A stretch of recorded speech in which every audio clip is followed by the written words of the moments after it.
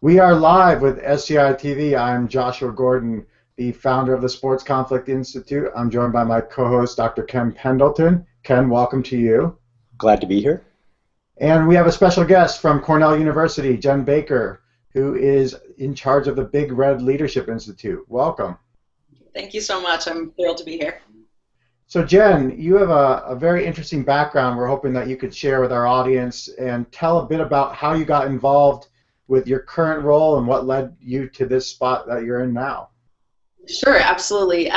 So my background started in military. I went to the Naval Academy for undergrad, had a great experience there, and sort of from the first moment that I stepped into a college environment, the idea of leadership was imbued into me and the importance of leadership.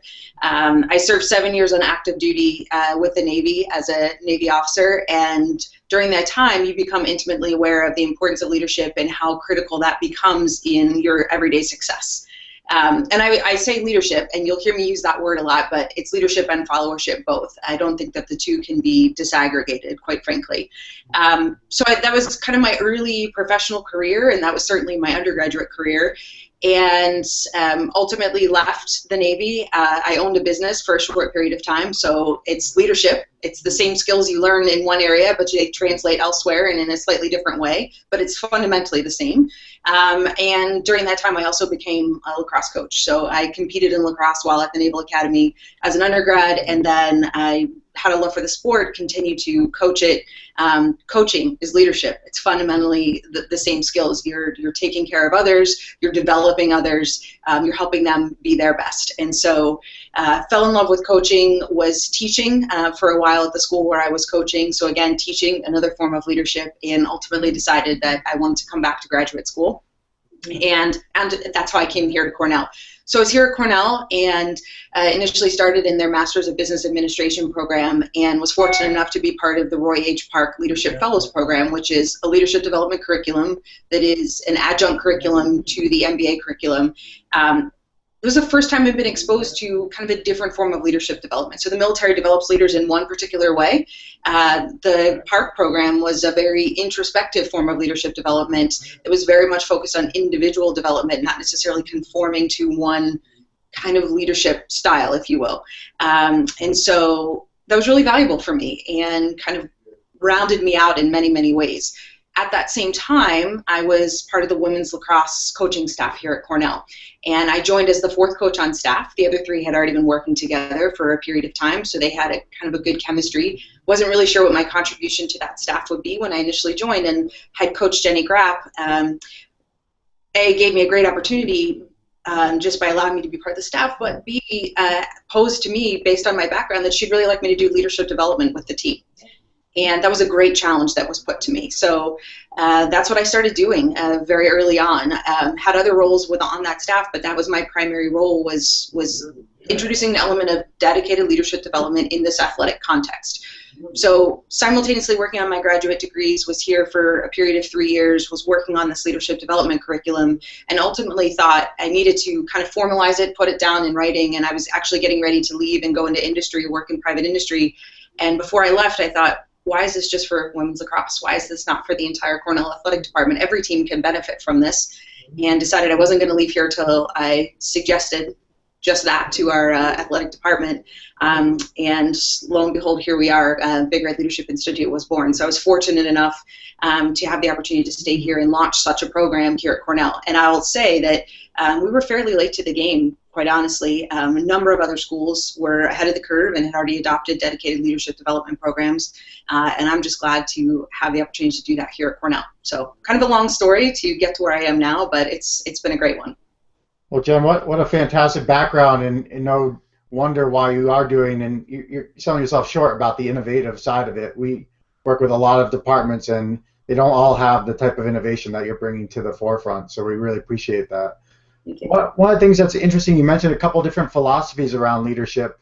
Can you give a little bit of educational foundation for our audience about different models of leadership and how you've settled in on where you've settled as well? So I think that mine is really kind of a hybrid, and it's not my model per se. I really think of myself in this particular role more as a facilitator. There's a lot of different thought out there on how to lead, and all of it's right, quite frankly. I think the right way to lead is the way that feels most authentic to any given individual, and that's really kind of what I put out to our athletes here. It's a matter of exposing them to a lot of different things that maybe they haven't seen before, or maybe they haven't heard it just so before, and then allowing them to explore for themselves within the context of their athletic experience what starts to feel like a natural fit. Because I believe more than anything else in authentic leadership. So you have to be in a position where the things that you're saying, the things that you're doing, the ways in which you're interacting with your teammates feel natural, feel authentic to you. And that's the point at which you're at your best, and that's the point at which people will follow naturally. I think that people are not inclined to follow those that are so to speak, trying too hard, or trying to do something that just isn't a good fit for them. So I liken it, when I was in the military, we weren't given rules per se, but we were kind of raised to lead, so to speak, in the context of our consequences were life and death. So there were certain things that we had to really pay extra attention to because the consequences were so high. And here in an athletic context, it's different. We have games that we play that I will tell you the consequences feel very similarly. Fortunately, the consequences aren't quite so high, but you experience them in a similar way. But we don't need to quite raise leaders in quite the same way here. My time in the park program was incredibly valuable, and I'll kind of add on to that. There was a second program that I participated in called Johnson Leadership Fellows, which was a second-year program as part of that MBA, which was very similar in terms of there was a lot of introspection involved, and the value in that, and that's an element I've tried to introduce in this program, is helping an individual to learn about him or herself, because until you really understand what grounds you and where that voice from within comes from, it's very difficult to take on the presence of a leader. And so it's a lot of what I try to do initially is introduce them to what are your core values? What are your core strengths? Have you considered yourself outside an athletic context? What are you really bringing to the table? Because everybody's bringing something. Allow them to connect with that, and then from that place start to grow this leadership voice, because everybody has one of those. It's just a matter of connecting with the one that most resonates with them. So you mentioned core values and strengths and sort of relating them to the particular individual. Can you give me a couple some examples of the key decisions any leader has to make in terms of finding that out, and what are the real value decisions or social styles or what have you that sort of differentiate leaders from each other? So the way I put it in the context of our program, we actually do an inventory. So I will have the athletes sit down and we kind of talk through an exercise where they have to kind of narrow down under a little bit of time pressure, quite frankly, those things which are those values which are most important to them. And it's not that other things are not important, but once they've identified those, it's that those things tend to color the way they see the world. And so what they need to be cognizant of is every decision they're making on subconscious level is influenced by those values. So for example, I'll use myself as an example. Perseverance is one of my core values. And so in the context of leadership, I see everything as persevere, which means I will see it through and see it through and see it through, and I will not give up on it. So the weakness to that is that sometimes I should just let things go. But because that's a core value of mine, I tend to hold on to things that I shouldn't hold on to. The other part of that is in a team environment, if I see somebody else let go of something easily, then I have an inclination or a tendency to judge where I shouldn't. And so it's building that awareness. I might make a decision on behalf of a team that we're going to stay up all night. Let's use an academic example. We're going to stay up all night and work on this project until it's done. Well, that's my perseverance talking, but that's not necessarily a decision made in the best interest of my team. And so it's just growing that awareness and building that intuition as a leader. Where's this decision coming from? Is this decision coming from me and the way I see the world, or am I really considering how the rest of my team sees things and what's best for them? That's the kind of awareness we're trying to build. Right, so there's sort of two parts here. One is recognizing who you are, and then Right. second is recognizing how that's going to actually influence how you judge others or and interact with others. Can you give Yes. some examples, other than other than perseverance of some of the people you've worked with? Because I think that'll help people understand. Think of different frames by which their judgment might be impacted. I'm trying to think of. I'm trying. If you give me a second, I'm just trying to recall because it's difficult. We all kind of think of the world in our own terms.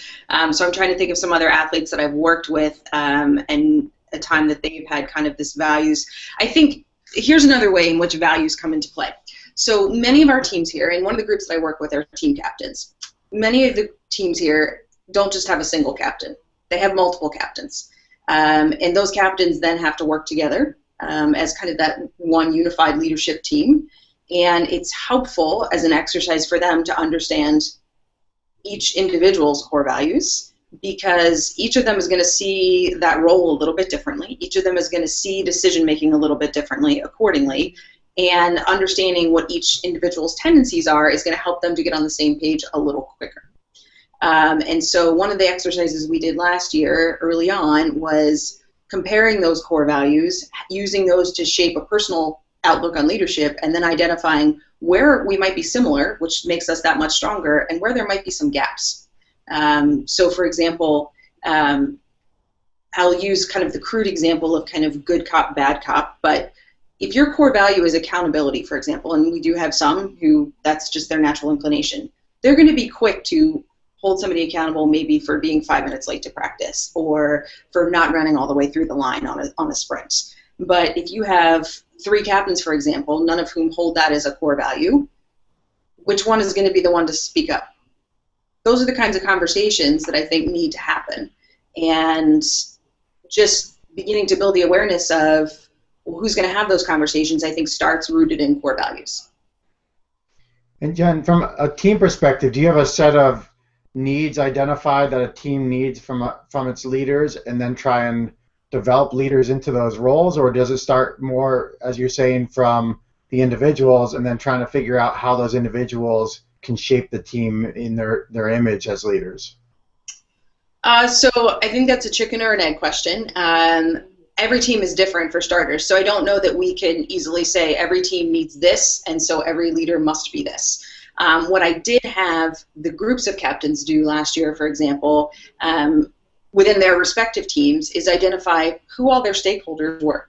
So stakeholders are, most captains are seniors or at least juniors and seniors. Stakeholders are freshmen, sophomores, juniors, seniors on the team who are not captains. Coaches, alumni, the athletic department, fans, parents, all of those people who have a vested interest in the success of that team. And then from there, I had them write down, what do they need from each of those stakeholders groups? And then conversely, what do those stakeholders groups need from them? And getting them to consider those two things. And then from there, asking them to consider where is their alignment?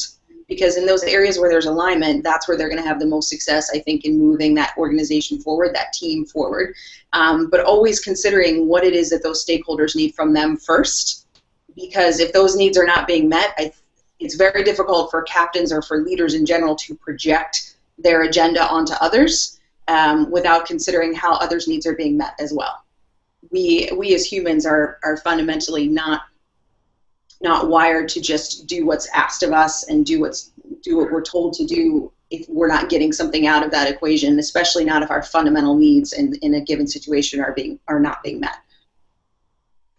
And do you find that most of the players embrace the process of taking doing the intake, of having to write down the stakeholders, the areas of alliance, and or do they feel like this is largely superfluous? It's hard for me to comment on that in an unbiased way. First of all, know that that was something that we did as an exercise in our captains group. So we work with several different groups of athletes. That was something we did in a captains exercise, and that was also done at 7:30 in the morning. So I've now asked them in Ithaca, New York. I think that was done in December of last year. So in December in Ithaca, I've asked them to be there at 7:30 in the morning. So let's take that for what it is. I do think that there are those, I mean, and I tell them at the beginning, you're going to get out of this what you put into it. So there are, I'm certain, plenty in that room who thought, really, do I have to be here and do I have to write this down, right? Because there's a lot of that that's intuitive, and they probably wouldn't have been elected captain if they didn't already have a good pulse on the team and what was needed. But I think there are some who probably had never given it much thought, and just the exercise of actually having to go through it was valuable for them. And Jen, one of the things that comes up a lot we hear is folks who don't feel like they can be leaders. And so I guess one question for you is, can anyone be a leader, and why or why not? My short answer is yes. I wouldn't. This program wouldn't exist if I didn't fundamentally believe that. And I will admit to not always having that opinion.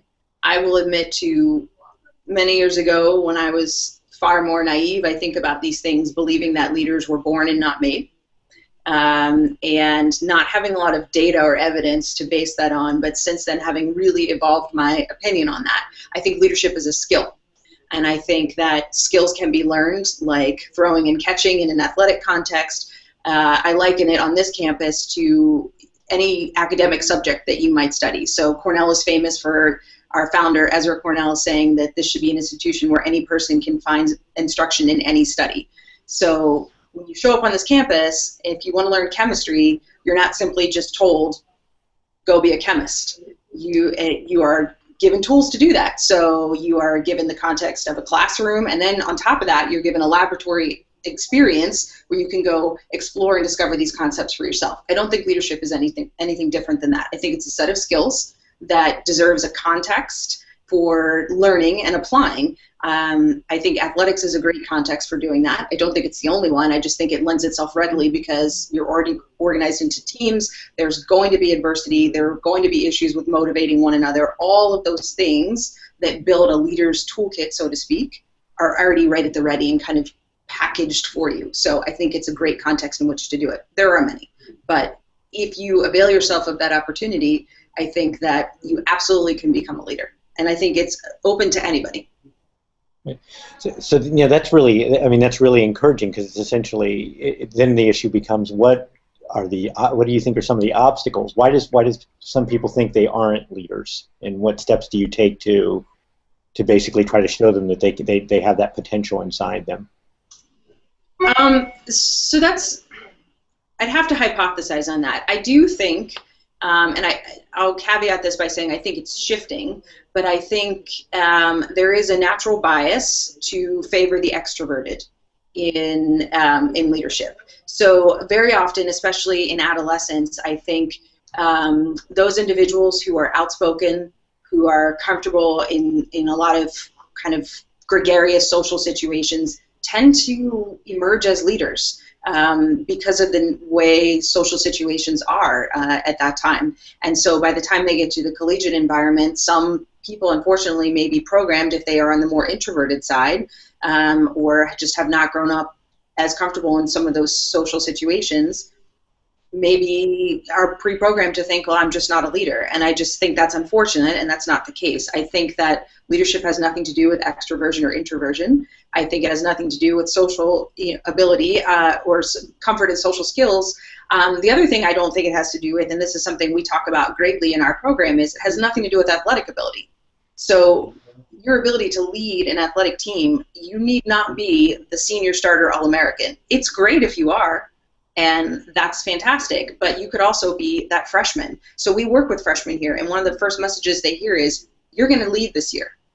And freshmen very rarely come in thinking of themselves as a leader, kind of for obvious reasons. They come in thinking of themselves naturally as sort of the low man on the totem pole, and they're, they're here to learn and so forth. But I don't believe in that at all. I think that every individual will have an opportunity to lead, and you don't know when that moment is coming. And part of our mission, quite frankly, is to empower those to step into those roles. So I think that a lot of the bias can come from just things that may have happened in middle school or in high school. And then when they get here, I hope to shift some of that by letting them know that it's not about athletic ability. It's not about, it doesn't need to be about, there's no leader personality. Certainly there's data that shows that certain types of personalities more naturally emerge. But I think that it can be anybody. And I think that's an important message for everybody to hear. It's just you have to have that desire, and then you have to seek out the opportunity to develop it. So, Jen, there's an old expression we've all heard about too many cooks in the kitchen. And, right. And right, you're developing a lot of leaders and emphasizing leadership skills. How do you also develop the other side of that, which would be followership and folks who are going to know when it's time to step up and when it's time to collaborate and take more of that team approach? So that's something we're working on in our program as well, and I do think it's incredibly important. So we are looking to actively change the connotation of followership, and it was kind of funny because I started this last year in our freshman curriculum. Towards the end of the year, I asked them, I said, who here wants to be a follower? And it's hysterical because no hands go up, right? Because we're programmed. All we ever hear about our entire lives is we want to be leaders. You should want to be a leader, and I think that's great. But in order to be a leader, you have to have followers. So if everybody is a leader, then who are the followers? Being a leader implies that you have followers. And what I've actively started to do, and we'll actually build in a whole followership module this year, is followership is convince them and help them to explore and understand for themselves, is the better way to put it, that followership is the foundation for leadership. So leaders emerge from being good followers. And even at the highest echelons of leadership, those leaders are still going to be called upon to follow. So using the example as we did last year, who's the most famous leader you can think of? And you ask them, and of course the one that most people naturally think of is the President of the United States. Well, who does the President follow? The President isn't always leading. He has a cabinet for a reason. And so these types of conversations emerge, and they start to understand that even the team captain is following others at times. And, oh, by the way, those followers, so whether you're the freshman or the sophomore or even the senior who's not the captain, your moment to lead is coming. And so it's this continuum. It's kind of this cycle that goes round and round. And we talk about what makes a good follower, and conversely, what makes a bad follower, because I do believe there's such a thing as a bad follower, but how intimately related that is with being a good leader and how leaders emerge from being good followers. We talk a lot, too, about the importance of all these skills that we are working on maximizing here. They're not just for the 4 years that they're here at Cornell. These are skills that, like I kind of alluded to in the very beginning, giving my background, they translate all over the place. And so understanding that when they leave here and they go to their first job, they're probably not going to be the leader. They're probably going to be part of a team somewhere. So understanding and developing those followership skills are going to be those same skills that the minute they hit that first job, make them stand out. So how do we help them to continually embrace that and move that forward as well? Yeah, I mean, I think that it's interesting to think about how can we create an environment that empowers people to develop leadership and followership skills as much as possible. And I actually think back to when football was first formed by Ivy League schools. In those days, the coach of the team was actually a student, and he was responsible for actually recruiting the players from fellow students on campus, organizing practices, meals, contests with opponents. And it occurred to me, what a wonderful leadership experience that must be. Oh my gosh, yes, I didn't even realize that. That's a fun fact. Yeah, and so I'm wondering if there, I try not to put you on the spot, but I'm wondering if you think there are steps we could take like that would really empower athletes to actually take more leadership responsibility, because we give so much of it now to the coaches. Right. Absolutely. And so it's interesting you say that. I talk to coaches frequently, and I'll meet with coaches who are always looking for, ideas or other types of things, other ways to develop leadership on their team. And one of the suggestions that I will give is kind of creating these intermediate roles. So every team has captains, but there are lots of other roles that you can have at kind of lower echelons that will help to develop the leadership along the way. And there are things that you can give athletes responsibility for, and I'm a big believer in giving responsibility. So giving responsibility in kind of a safe and controlled environment that will allow them to develop that accountability piece, to take on ownership of it. I think that's hugely important in developing the overall kind of leadership picture. And so there are many teams on this campus will give specific athletes or classes of athletes, they'll be in charge of the equipment at practice. So it's a simple thing. Did all the balls get out to practice? Did all the balls come in from practice? But that unto itself is a leadership development tool. It's teaching accountability. It's something that's important to the team. It's getting everybody to work together behind something like that. it's a leadership tool if it's posed as such. And I think there's a lot of other things that you can do. We have, I know on the women's lacrosse team, we put the junior class in charge of making sure that when we take a road trip, everybody knows what they're supposed to bring with them on that road trip. And when we get on the bus and we're ready to leave, the juniors are responsible for taking accountability of everybody on that bus and making sure all of our required equipment is with us. So that's them working together to double check everything. That's all developing leadership. That's developing accountability. It's a huge piece of it, but it's in a controlled environment so that if worst case scenario, something, certainly we don't leave without all the people, we know how many are there, but worst case scenario, a piece of equipment doesn't make it on the bus. Okay, we can live with that, but we can learn from that too, which is the important thing. Yeah, I mean, it's interesting to me because you have looking at it from the outside, there's sort of a range. On the one extreme, there's someone like Bobby Knight who once remarked, "I let players make decisions about anything that's not important." Right. And so, for example, if they want to eat at Denny's instead of a different restaurant after the game, that's fine. Beyond that, no, it's not their call. And then at the other end, surprisingly, as I've been doing research on this, you might find someone like Nick Saban at Alabama who's called the dictator, but in reality, he forms councils among at each position to actually just to establish disciplinary standards, for example, for missing classes or and so his whole thought is you need to get he thinks compliance is not going to be as good as having the players actually participate, because that's going to make them more likely to buy into and understand and then grow from the process. Yeah. And I sort of see what you're doing is sort of more in the Nick Saban direction than the Bobby Knight direction. Yeah, I certainly respect Bobby Knight. I think that's everybody has a system that's going to work for them. So there is that. I'm a big believer in giving athletes ownership because they learn from that, and I think that learning experience is a great one, and it's part of their athletic experience. I'm a big believer in buy-in, and I think the other part of that. So just to offer. Let's take the disciplinary standards, for example. If you have athlete buy-in to disciplinary standards, if they actually get to participate in that and you get their buy-in, and I do believe that coaches get the final say. So let me be clear about that. I've been on coaching staffs for quite some time. I've been a head coach. Like, coaches get final say. There's no two ways about that. But I think when athletes have to really think through that, I think they start to understand it in a different way. When they start to take ownership of the team's standards, I think that's when team cultures start to shift. Because until athletes take ownership, if they comply, as Nick Saban says, you might accomplish something in the short term, but until they really own it as their own, I don't know that it really becomes part of who the team is. And I think that great things on teams start to really happen when it becomes part of who the team is. And I think giving athletes say in that and getting their buy-in in that is one great way to go. Plus, they learn from it. Again, it's all about them learning, them understanding themselves, them developing those skills, because these are life skills. These are not just how do I win a game on Saturday skills. These are life skills. Jen, let's talk a little bit about some of the challenges that leaders do face in athletics. And in particular, maybe we could start with the ideas of bullying and hazing and really the differential between the two, bullying being exclusion from a team and hazing being things you have to do to be included in the team. What can leaders do to deal with some of those issues that we see in the headlines all the time, and then in both of our sets of work, we encounter all the time as well?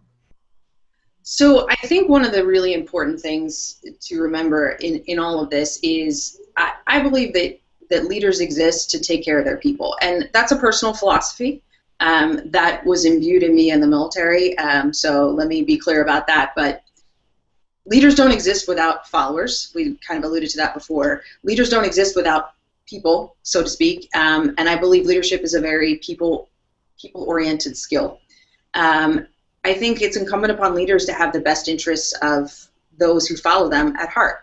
And so sometimes that means making difficult decisions. Sometimes that means making unpopular decisions. I mean, there's a whole gamut of stuff that goes along with that. That means holding people accountable. Sometimes those people are in this context, sometimes those people are your friends and your roommates and your teammates, and now they want to get let off the hook for something because of that, and you have to hold the line. It's not easy.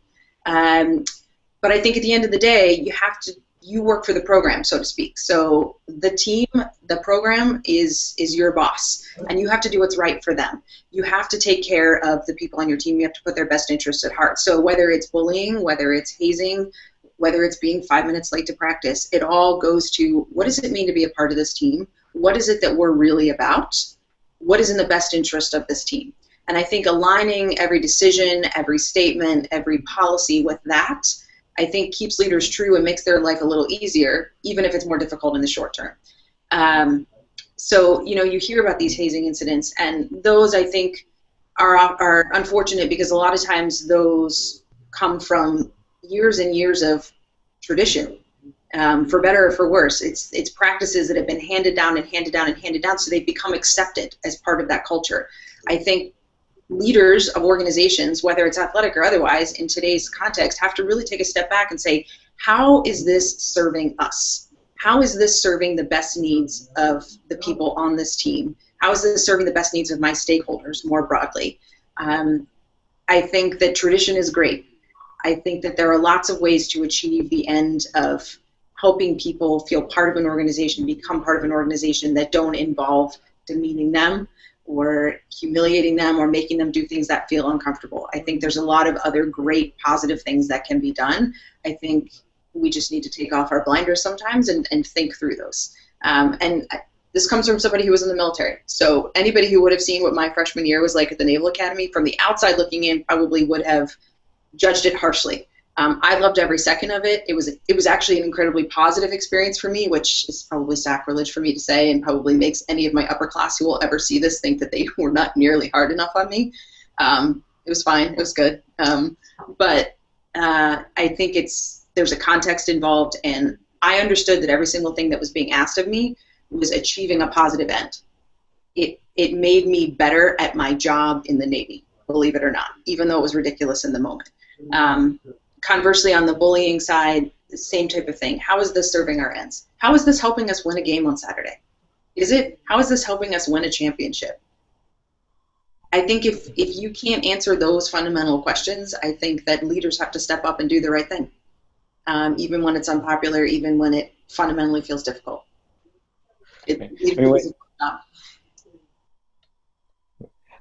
When I think of what could be the justification or rationalization for something like bullying, and I think back on what happened with the Miami Dolphins last year, what I think that what Richie Incognito, and again, this is supposition, what I think he's actually trying to think is, he thinks the person he was bullying is being wayward, and essentially by engaging, he's essentially pushing him to maximize his potential through this means. But I think if I'm hearing you right, what you're saying is, like, in either a military or a sports-related context, I don't think that's necessary. That I think there would have been other ways to get that person to realize they have to lift weights harder, work harder on their blocking technique, whatever that would be. So it's interesting you bring up that case, because we actually discussed that in my captain's group last year. That was the framework in which, so we did the stakeholders exercise, and then we actually discussed that case. So you can only discuss it effectively to a certain extent because you only have the information that's in the media to go off of, right? So none of us was in that locker room. We don't know the realities. But I thought it was an interesting case for that reason. So we all have teammates. All of our teammates are motivated differently, and we may make certain assumptions about what positive we think we're doing. We may think that what we're doing is motivating to them or serving the best interests of the team. Fair. The other thing about that case that I thought was interesting is that from what was presented in the media, it sounds like it was something that had been going on for a while and that everybody in the locker room knew about. And that was the other part that I thought, well, that's interesting, because it's now accepted part of that culture, clearly. If everybody knows about it and nobody's doing anything about it, then now you've tacitly accepted it as part of your culture. And so then the question becomes, if you are the leader of that team, or if you are among the leaders of that team, at what point do you step up and say, is this serving our best interests?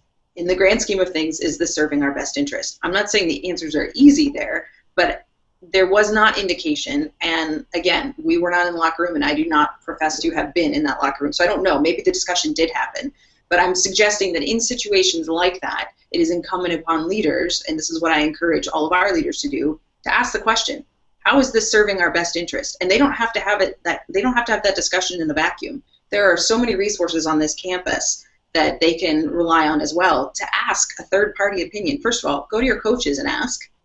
Go to any number of resources we have within our athletic department or even outside of our athletic department to say, help me think through this. Is this serving our best interest? Is there something I'm not thinking of that would achieve the same end? Because there's something about this that just doesn't fundamentally feel right.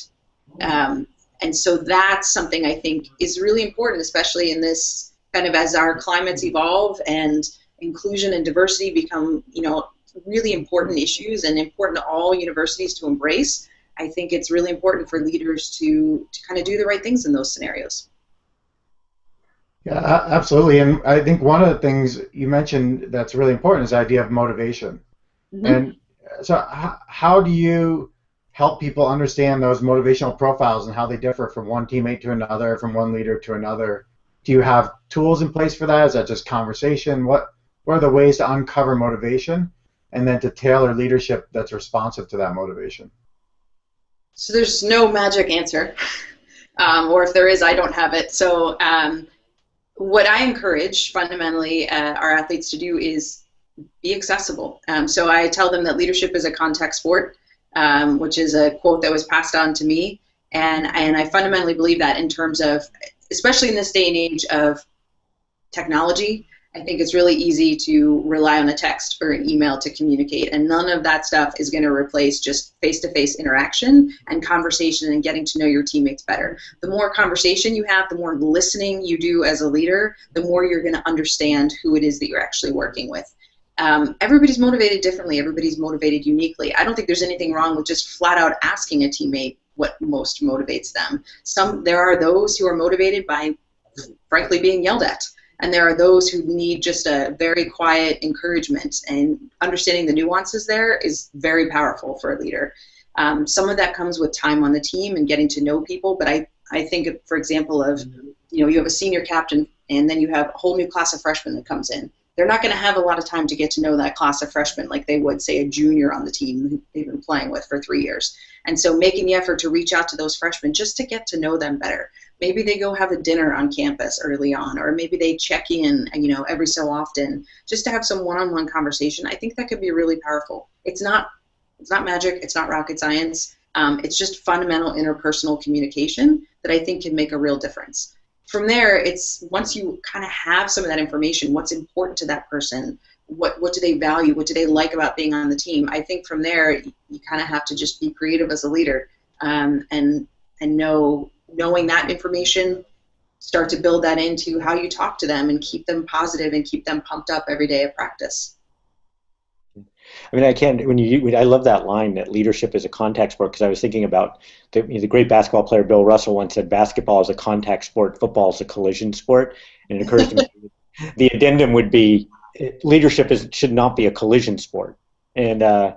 I was thinking, and the other thing from your comment that struck me was the issue of communication. And I'll give you sort of a famous example. When David Beckham joined the Los Angeles Galaxy, when Landon Donovan, who was was essentially the leader of the team, even though he had voluntarily, put that in quotes, given up the captaincy to Beckham, when he confronted him about not playing well, he didn't do it in person. He did it via text, and it led to all sorts of problems. And it was only actually reconciled when the new manager of the team, Bruce Arena, had the two of them come in a room together, and talk through what had come to light publicly. And so, that is that you couldn't avoid the contact. It literally, in a way, Donovan decided to avoid the contact. I'm going to write him in a text that, hey, I don't feel like you're fully committed. Yeah, it's easier to do that, right? Yeah. Because you always fear and I think that comes from fear and discomfort with what the potential reaction is going to be. And let me phrase this. Well, I still believe fundamentally that nothing replaces in-person communication.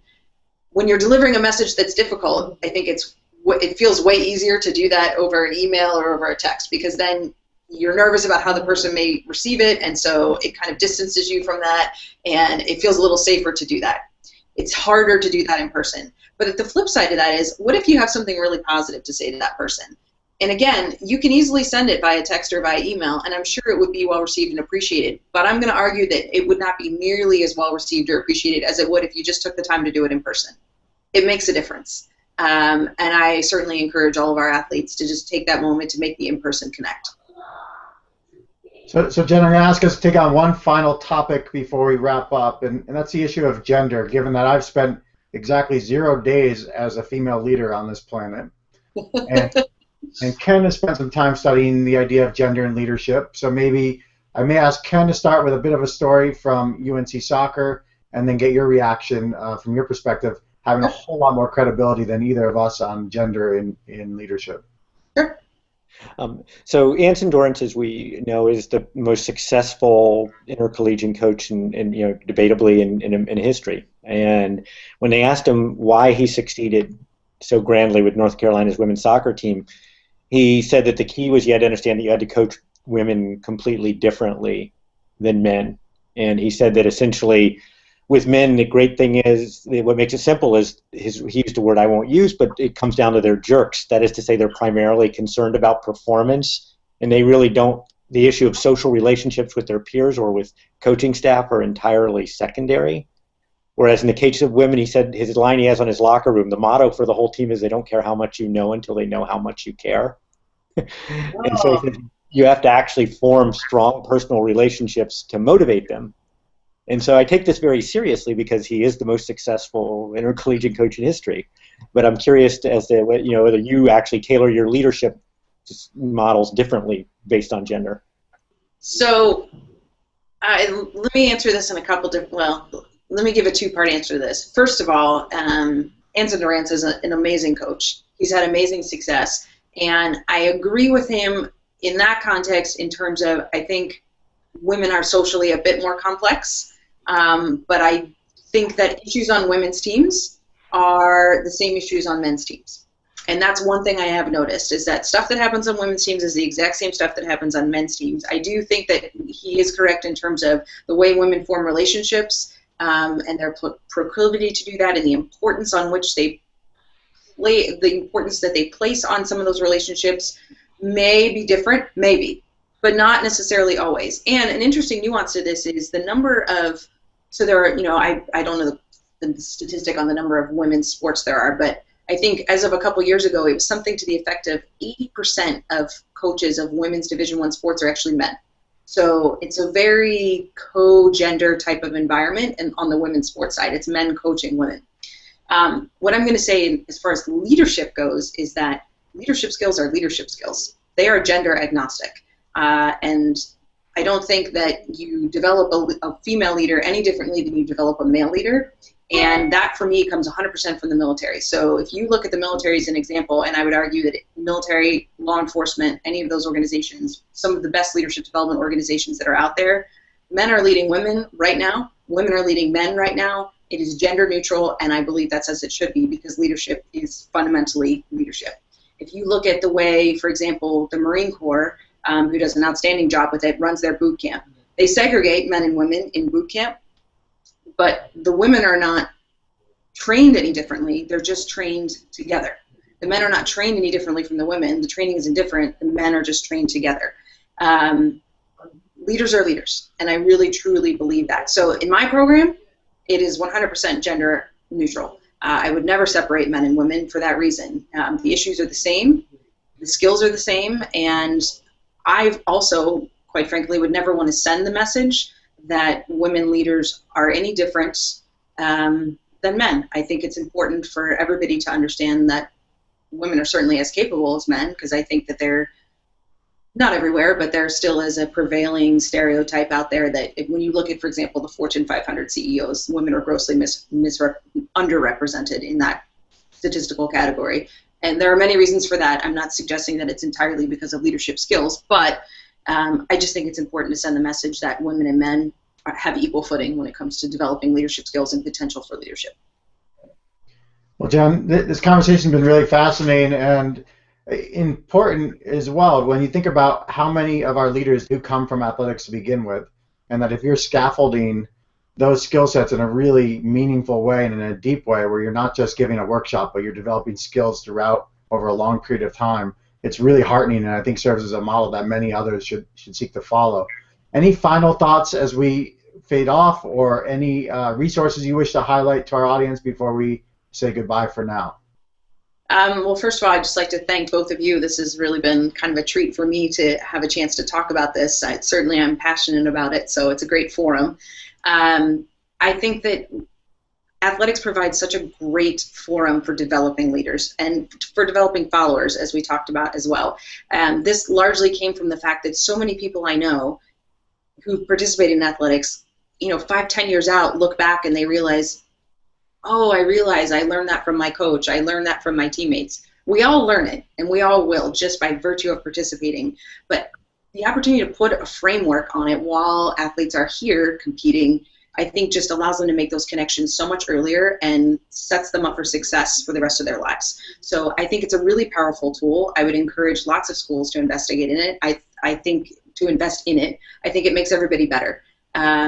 So I'm fortunate to be able to work with the great athletes we have here at Cornell. But make no mistake about it, they were great leaders and followers prior to this program. I'm just fortunate to help them maybe think about things a little bit differently and then go out and practice it every day for the betterment of their teams. And I love that opportunity. We have a Twitter. We're working to build that out. It's at Cornell, BRLI, and people are welcome to follow us. I hope to put out some more meaningful thought pieces on that this year. And then people are certainly welcome to reach out to me directly if they have any thoughts or comments or want to explore any topics in greater depth. Great. Thank you so much. And Ken, thank you again as well. And Jen, certainly we'd love to have you back on again if you would want to. So thank you so much. Thanks. Have a great day.